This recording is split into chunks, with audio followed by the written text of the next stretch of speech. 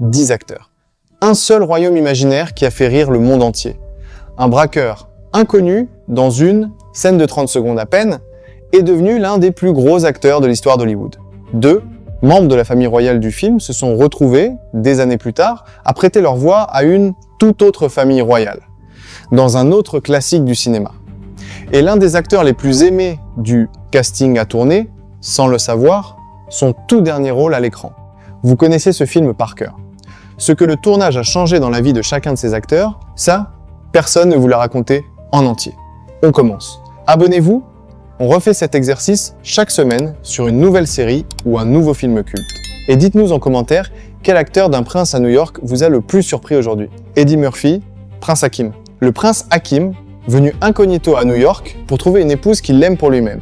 Eddie Murphy avait 26 ans au tournage, il a 65 ans aujourd'hui. Depuis, sa carrière est devenue l'une des plus riches d'Hollywood entre Le bal des vampires, La famille Folding, La voix de l'âne dans Shrek et une suite directe à ce film en 2021. En 2026, il reçoit la plus haute distinction de l'American Film Institute, l'AFI Life Achievement Award, et vient de faire l'objet d'un documentaire Netflix retraçant toute sa carrière, Being Eddie.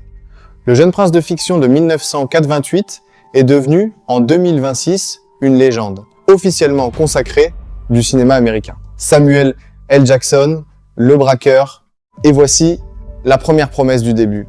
Dans une scène de moins d'1 minute, un braqueur armé fait irruption dans le fast-food de Cleo McDowell avant d'être maîtrisé à coups de balai par le prince. L'acteur qui joue ce petit rôle sans nom s'appelle Samuel L. Jackson.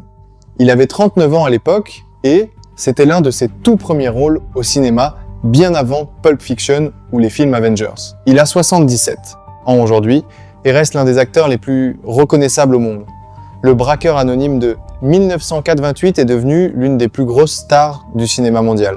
Arsenio Hall, Semi, le fidèle serviteur du prince, qui dépense sans compter l'argent royal dans le Queens, Arsenio. Hall avait 32 ans au tournage, il a 70 ans aujourd'hui.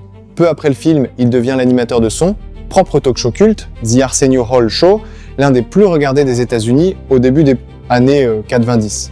Il a repris son rôle de Semi dans la suite du film en 2021. Le serviteur excessif de la fiction est devenu en vrai l'un des animateurs les plus marquants de la télévision américaine. Vanessa Bell Calloway, Princesse Simani, la princesse Simani, promise au prince Hakim dans une cérémonie aussi comique que grandiose. Vanessa Bell Calloway avait 31 ans au tournage, elle a 69 ans aujourd'hui. Elle a depuis tourné dans plus d'une centaine de films et séries, avec plusieurs nominations aux NAACP Image Awards, et elle a repris son rôle dans la suite de 2021.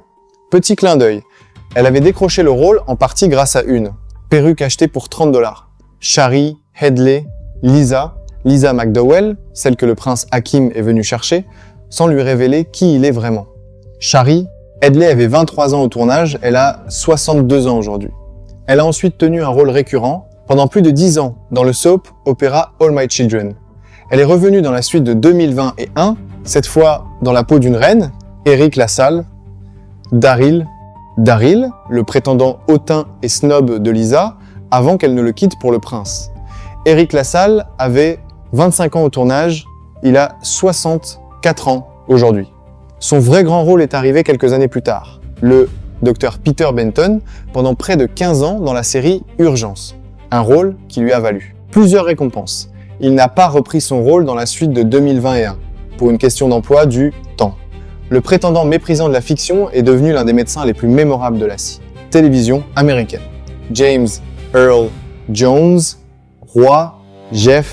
le roi Jeff Joffer, le père autoritaire et haut en couleur du prince Hakim, James Earl Jones avait 57 ans au tournage. Sa voix reste l'une des plus reconnaissables du cinéma mondial, celle de Dark Vador dans Star Wars et celle de Mufasa dans Le Roi Lion. Il a repris son rôle de roi Jaffe dans la suite de 2021, l'une de ses toutes dernières apparitions à l'écran. Il est mort le 9 septembre 2024 à 93 ans. Aucune cause précise de son décès n'a été officiellement communiquée par sa famille. Madge Sinclair, reine à Orléans, la reine à Orléans, l'épouse du roi, découvrant que son mari a menti sur la promise de leur fils, Madge. Sinclair avait 50 ans au tournage. Ce que personne ne savait à l'époque, Elle menait alors, en secret, un combat contre une leucémie diagnostiquée 6 ans plus tôt. Après ce film, elle a prêté sa voix à Sarabi dans Le Roi Lion en 1994, retrouvant ainsi James Earl Jones dans une autre famille royale, celle des lions cette fois. Elle est morte le 20 décembre 1995 à 57 ans après 13 ans de combat. Contre la maladie, John Amos, Cleo McDowell, le patron du fast-food, aussi fier de ses hamburgers que méfiant envers le prince. John. Amos avait 48 ans au tournage. Il était déjà, avant ce film, une figure marquante de la télévision américaine, notamment pour son rôle dans la série Roots.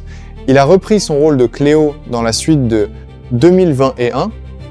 Il est mort le 21 août 2024 à 24 ans d'une insuffisance cardiaque, une nouvelle annoncée, publiquement seulement plusieurs semaines plus tard, à sa demande. Louis Anderson, Maurice, et on referme la dernière boucle du début, Maurice, l'employé du fast-food McDowell's, obsédé par le poids exact des frites. Louis Anderson avait 35 ans au tournage. Humoriste culte, il a plus tard remporté un Emmy Award pour son rôle dans la série Baskets. En 2021, il reprend une dernière fois le rôle de Maurice dans la suite du film. Personne ne le savait alors, mais ce serait son tout dernier rôle à l'écran. Il meurt quelques mois plus tard, le 20 et 1 janvier 2022, à 68 ans des suites d'un cancer du sang. 10 acteurs, un seul royaume de fiction. Près de 40 ans plus tard, leur chemin raconte presque tout ce que le cinéma peut offrir. La consécration, la découverte d'un talent immense avant, l'heure, des retrouvailles inattendues, et pour certains, un dernier rôle qui ne savait pas être le dernier. Dites-nous en commentaire quel acteur vous a le plus marqué, et on se retrouve la semaine prochaine pour une autre série ou un autre film culte, avant et après.